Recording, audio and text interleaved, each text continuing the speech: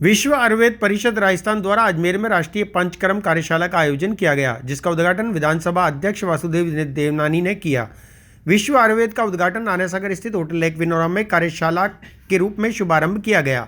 इस कार्यशाला में देश भर से पंचकर्म विशेषज्ञ और राज्य के लगभग 150 आयुर्वेद चिकित्सक शामिल हुए।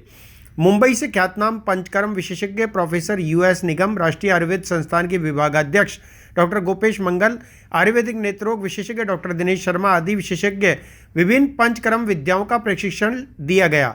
विश्व आयुर्वेद परिषद के प्रदेशाध्यक्ष डॉक्टर किशोरी लाल शर्मा और कार्यशाला संयोजक डॉक्टर JS राजावत तथा डॉक्टर प्रियंका ने बताया कि वर्कशॉप में विभिन्न जटिल और असाध्य रोगों की चिकित्सा में पंचकर्म का महत्व रेखांकित किया गया है। विश्व आयुर्वेद परिषद द्वारा आज पंचकर्म को लेकर के कार्यशाला का आयोजन हुआ। उस कार्यशाला में प्रदेश भर के 100 से अधिक वैद्य सम्मिलित हुए हैं।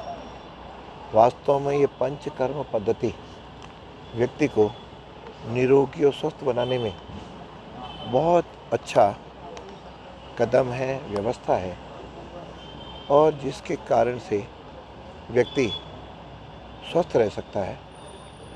और उसके लिए सारे वैद्य भी यहाँ पे प्रशिक्षण लेंगे।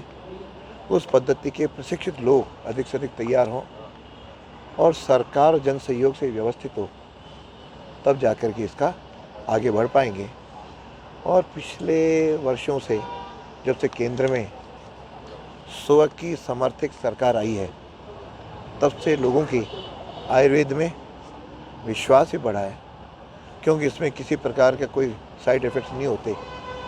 और इसके लिए अजमेर में भी व्यवस्था है, और सरकार ने 24-25 के लिए रसायनशाला में जहाँ दवाइयाँ निर्मित होती है, उसके लिए 4 करोड़ रुपए अतिरिक्त राशि भी स्वीकृत की है। और अभी ये अजमेर में व्यवस्था कायड़ में है। मैंने निदेशक को कहा है कि यह रसायनशाला में भी पंचकर्म की व्यवस्था करें। उसके लिए मेरी ओर से, विधायक की ओर से, सरकार की ओर से जो भी सहयोग होगा वह हम देंगे, ताकि लोग अधिक से अधिक जो वायु कफ पित्त से इम्बैलेंस से परेशान होते हैं वो स्वस्थ रह सकें, ताकि हमारे प्रधानमंत्री जी का स्वप्न है हर व्यक्ति निरोगी रहे और 2047 में विकसित भारत अर्थात स्वस्थ भारत बने, उससे सब लोग सहभागी रहें। विशेष रूप से मेरा पंचकर्म विषय में शुरू से आग्रह था, और उसी सब्जेक्ट में मेरा अपॉइंटमेंट भी as a lecturer, reader, professor panchakarma throughout. लगभग 45 साल से मैं पंचकर्म पे कार्य कर रहा हूं। 45 साल पहले लोगों को पंचकर्म के बारे में पता ही नहीं था, पंचकर्म का नाम क्या। कितना स्ट्रगल करा उस समय? उस समय किसी को पता ही नहीं था कि पंचकर्म है कौन। हमारे जो प्रिंसिपल थे वो चाहते थे कि मत कराओ पंचकर्म, में ऐसा हो जाएगा, कहीं पेशेंट को तकलीफ होगी। तो बाकायदा हम उनसे पेशेंट से लिखा लेते थे और पूरा पंचकर्म हम कराना चालू किए। और फिर पेशेंट का इतना तांता लगा कि जहाँ 20 बेडेड हॉस्पिटल था, 300 बेडेड हॉस्पिटल है। आयुर्वेद में 5000 साल पहले भी जो स्पेशलिटीज़ मेंशन थी उसमें नेत्र विशेषज्ञता ऑलरेडी थी, बट समय के साथ क्या हुआ कि ये विषय अनएक्सप्लोर्ड रहा है। सबसे कम एक्सप्लोरेशन इसी विषय में हुआ है। लेकिन आज हम जो नेत्र क्रिया, कल्प और पंचकर्म की विधियां करते हैं आई डिजीज़ में, चाहे वो नसों की सूजन हो, डायबिटीज़ के कारण खून के थक्के जमना, आँखों में सूखापन, बहुत सारी काला मोतिया और भी कई तरह की बीमारियां हैं, पुतली के रोग, पर्दे के रोग, उसमें सर्जिकल एस्पेक्ट सबसे पहले जो मेंशन हुआ था वो आयुर्वेद में हुआ था। समय के साथ सर्जरी एडवांस हो गई, मॉडर्न साइंस के पास चली गई, और जो आयुर्वेदिक औषधीय ट्रीटमेंट है वो आज आयुर्वेद की जो प्रासंगिक विधि है उसके द्वारा हम मेजॉरिटी केसेस में बिना केमिकल्स के पूरी तरह से रोगों को ठीक कर सकते हैं। चाहे वो चश्मे का नंबर बहुत ज़्यादा बढ़ जाना हो, डायबिटीज़ के कारण खून के थक्के आँख में बार बार जमता है, उसमें एलोपैथी में क्या इंजेक्शंस और कई सर्जिकल ट्रीटमेंट्स करने पड़ते हैं। आयुर्वेद में बिना सर्जरी के, बिना केमिकल माध्यम से उन सब चीज़ों को नेचुरल रूप में ठीक किया जा सकता है। नसों की सूजन जैसे यूवीआईटिस एक बीमारी होती है, उसमें बार बार स्टेरॉइड लेने पड़ते हैं जो बहुत साइड इफेक्ट वाले हैं। आयुर्वेद में उन चीज़ों को हम नेचुरली उस सूजन को खत्म कर सकते हैं। ड्राई आइज आज मोबाइल और कंप्यूटर के इस्तेमाल की वजह से आज ऑलमोस्ट हर दूसरे तीसरे आदमी को है। आयुर्वेद की विधियों का, दिनचर्या का इस्तेमाल करने से, पंचकर्म मेथड का इस्तेमाल करने से ड्राई आइज को भी पूरी तरह से खत्म किया जा सकता है। तो आयुर्वेद नेत्र चिकित्सा नई नहीं है, पुरानी है, बस अनएक्सप्लोर्ड थी, आज प्रासंगिक है, इसलिए हम चिकित्सा में उसका उपयोग कर रहे हैं, जो कि बहुत साइंटिफिक है और रोगों को ठीक करने वाली है। विश्व आयुर्वेद परिषद राजस्थान के द्वारा आज पंचकर्म के कार्यशाला का आयोजन किया जा रहा है और इस कार्यशाला में 150 से अधिक चिकित्सक प्रतिभागी हो रहे हैं। पंचकर्म की कार्यशाला का उद्देश्य यह है कि जितने भी आयुर्वेद चिकित्सक हैं वो अपने जिला स्तर पर पंचकर्म की जो पुरानी विधा है उसको लेकर उनमें कार्यकुशलता में वृद्धि हो और जो आयुर्वेद की पुरातन विधा है उस विधा का जन सामान्य के लिए वह उपयोगी हो, इस सिद्धांत को लेकर विश्व आयुर्वेद परिषद कार्य कर रहा है। पूर्व में भी इस प्रकार की कार्यशाला का आयोजन विश्व आयुर्वेद परिषद के द्वारा जयपुर राष्ट्रीय आयुर्वेद संस्थान में किया गया था।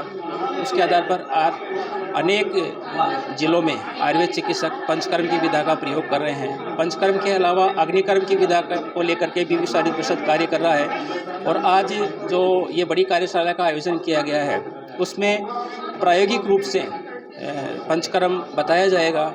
उसमें मुंबई से पंचकर्म के जाने माने विशेषज्ञ प्रोफेसर US निगम जी इसमें कार्यशाला में आए हुए हैं। उनका अनुभव का लाभ आयुर्वेद चिकित्सकों को मिलेगा।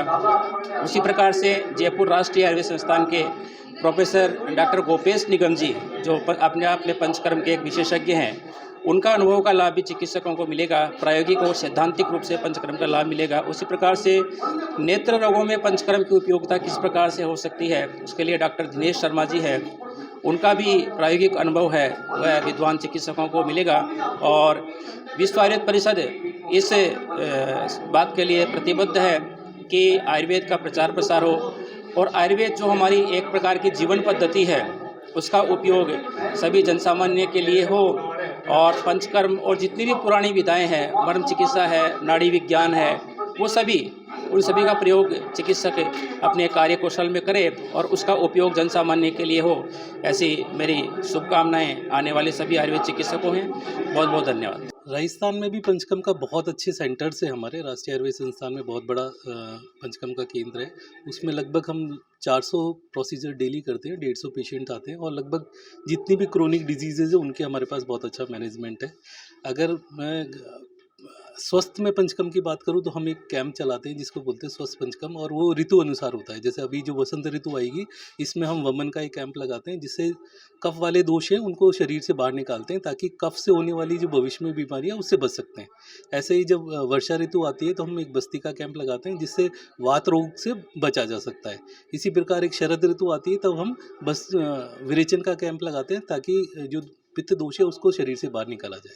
पंचकर्म के राजस्थान सरकार ने भी अपने जितने भी डिस्ट्रिक्ट सेंटर्स हैं उन सब में एक केंद्र बनाया है और हमारा यहाँ अभी यही उद्देश्य है कि उन जो पंचकर्म से हम कैसे डिजीज़ मैनेजमेंट को बहुत अच्छे तरीके से कारगर तरीके से कर पाएँ, उसके जो टिप्स हैं उसी को हम आज यहाँ प्रैक्टिकल रूप से बताएंगे कि किस बीमारी में कौन सा पंचकर्म किस तरीके से करना चाहिए, क्या क्या उसमें सावधानी होनी चाहिए, किस वक्त हमें कौन से पेशेंट को लेना चाहिए, कौन से पेशेंट को नहीं लेना चाहिए। उसकी एक स्टैंडर्ड ऑपरेटिंग प्रोसीजर होता है जिसे हम SOP बोलते हैं, उसके अनुसार हमें कैसे काम करना चाहिए।